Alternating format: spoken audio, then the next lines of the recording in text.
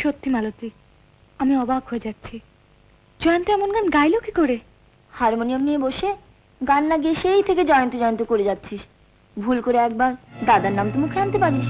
তোর দাদার নাম মুখে আনা যায়, কিন্তু হৃদয়ে যে নাম একবার লেখা হয়ে গেছে সে নাম ভুলবো কি করে বল? ওরে বাবা, এত দূর? দাদাকে তাহলে বলতে হয়। ইয়ার কি করছি না, সত্যি বলছি। ইচ্ছে হচ্ছে জয়ন্তর পাশে বসে সারা দিন গান শুনি। শুধু গান গাইলেও চলবে না, সংসার তো চালাতে হবে। তোমার একটা চাকরি দরকার। তোমার মা ঠিকই বলেছেন। ওকে নিয়ে আজ রূপার বাবার কাছে যান না? হ্যাঁ, চলো জয়ন্ত, আজকে রুদ্রকান্ত বাবুর কাছে তোমার চাকরি কথা বলেই ফেলি। চাকরি? একগা লোকের মধ্যে ওই ছেলেটা আমার মাথা নিচু করে দিয়েছে, ওকে দেবো আমি চাকরি? দেখুন, আমি ওদের দুজনেরই গুরুদেব। আমি বলছি সেদিনকার জয় কিন্তু জয়ন্তর হয়নি, সত্যিকারের জয় হয়েছে রূপা। কারণ একজন শিল্পী হিসেবে আরেকজন শিল্পীর প্রতি যে ব্যবহার ও করেছে। থাক, জুতো মেরে গরু গান না করলেও চলবে। আমি ওকে চাকরি দিতে পারবো না, আপনি যান।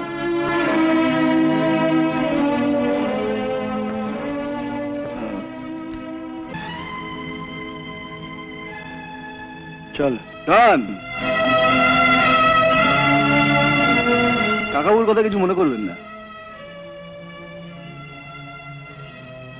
আপনি ওকে অফিসে পাঠিয়ে দিন, আমি চাকরি দেবো।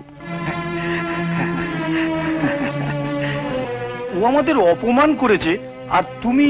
হ্যাঁ কাকাবু, গায়ের ছেলে বিপদে পড়েছে, আপনি তো দেখবেন। তুমি 11টার সময় অফিসে চলে যাও। আচ্ছা চলে।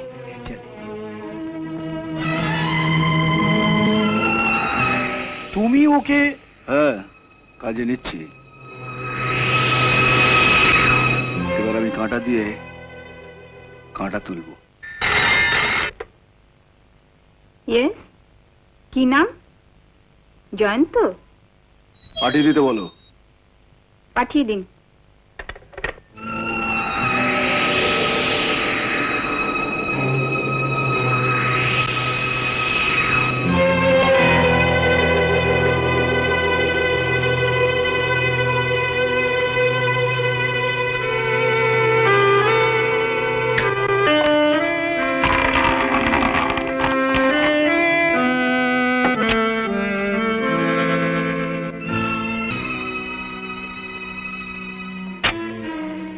এসো।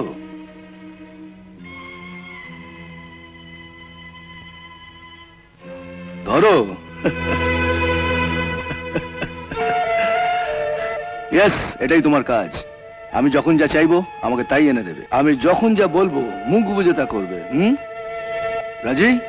তবে আরো বেশি খুশি হতাম ওরা যদি তোকে একটা চাকরি দিত, যে কোনো চাকরি।